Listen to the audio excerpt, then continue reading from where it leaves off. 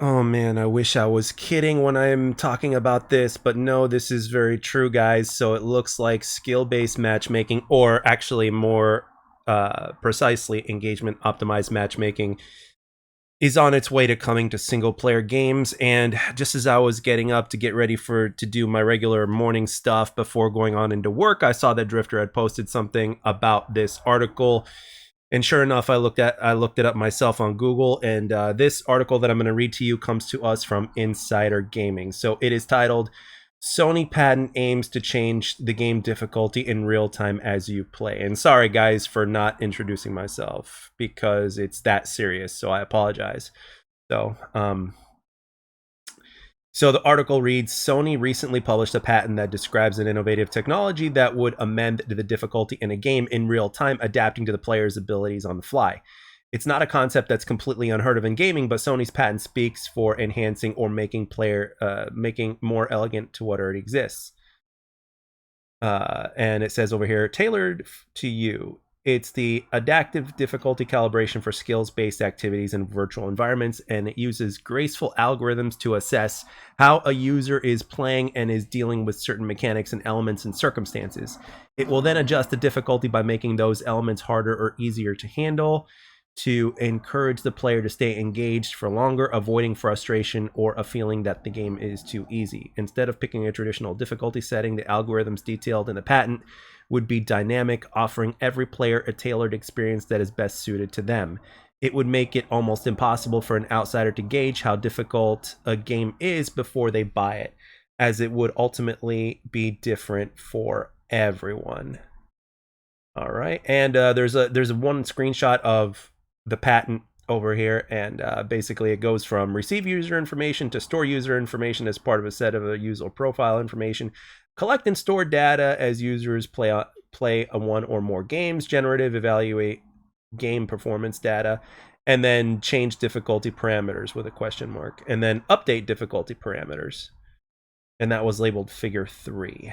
So at the end of the article, it says references a string of parameters. Excuse me, Sony's patent documentation references a string of parameters that would be impacted by this technology, including a character strength, enemy spawn rates, enemy skill, and movement speed. Again, it is not unheard of, and it would be aligned quite closely with SBMM or EOMM.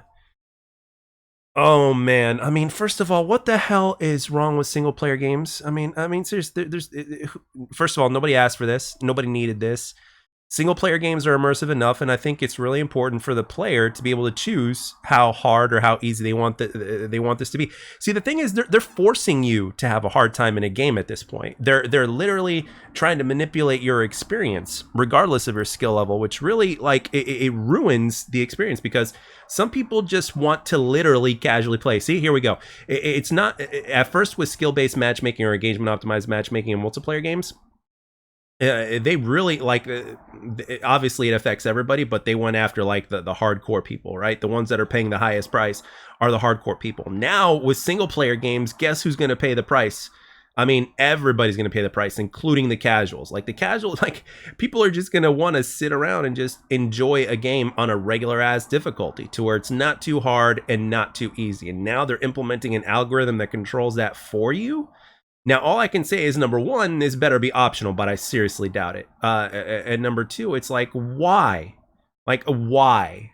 I mean, to me, if you ask me, it's just another excuse to be able to get players' data, and understand how people play, how people, do all this. But, I mean, why in the hell would Sony grant such a patent? And for those of you guys that might be saying, well, it's just Sony, so don't worry about it. It's like, no, eventually other companies are going to be doing this. And the thing is, Sony is leading the way as far as I understand. I mean, I know that Nintendo has console sales and stuff like that, but I think as far as the market goes, for the most part, I think if Sony's a much bigger player than Xbox is, even with the acquisition of Activision Blizzard. It gives Xbox potential, yes, but you guys get the deal. And I do not I do not support this. And I'm a person that doesn't even play single player games as much as he used to, but I still do. And one of the things that I enjoy about single player games is that I get to take a step away from those multiplayer games that could be really sweaty or really exhausting, and I could just relax and play a single player game and just enjoy the experience, right? And now it's like they're going to be forcing you to never literally be able to relax. It's like you always got to be on your feet. It's like, why? Like, seriously, well, I mean, why? What are they going to do? Put insane amount of microtransaction into every game and hope you buy it from the store? Is that why they want to do EOMM in single player games? Is that it? Single player games is a completely different beast, dude. It's a little bit different than multiplayer. Trust me. This is going to, this type of algorithm or whatnot is going to shoot you in the foot, because ultimately it's like people are going to get frustrated. I mean, it's simple as that, when they shouldn't be frustrated. See, this is their way of control. They want control. But why? I mean, there's got to be another reason behind this as well. But holy crap, guys! Yeah, I never thought I'd see it. I thought, and I would hope and pray that this would stay in single player games. But this is not good.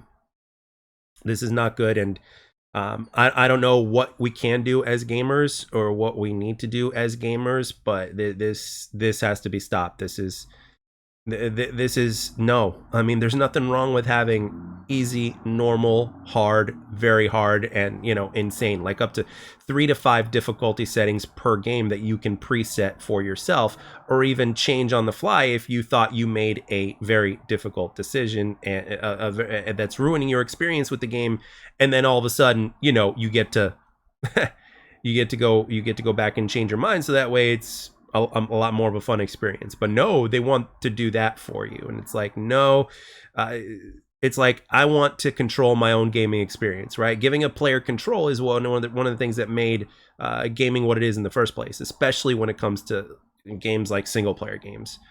So yeah, let me know, guys, what you think down in the comment section below.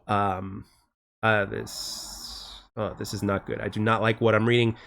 It's just like 2019 all over again, except this time now it's going to start being implemented in single player games. So all I can say is thank God that there's a lot of single player games that are old now that, a lot of us haven't played. So I guess the only way to escape is to basically go back and play games that you've never played before. But as as gamers, we need to stand up to this, and we need to do something about it. I don't know how, but let's at least start by addressing the problem, and this thing shouldn't even exist. So that's one of the reasons why I wanted to make this video. Let me know down in the comment section what you guys think. Yeah, I hope you guys have a wonderful day. Thank you all very much for taking the time to watch and or listen. I'll catch you guys on the next one.